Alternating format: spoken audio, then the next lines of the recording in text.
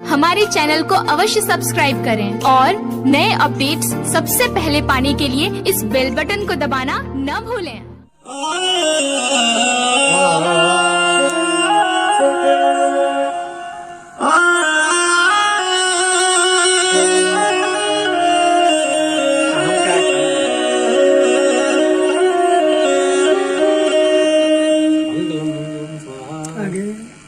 दिल के दर्द कैसे सुनाई,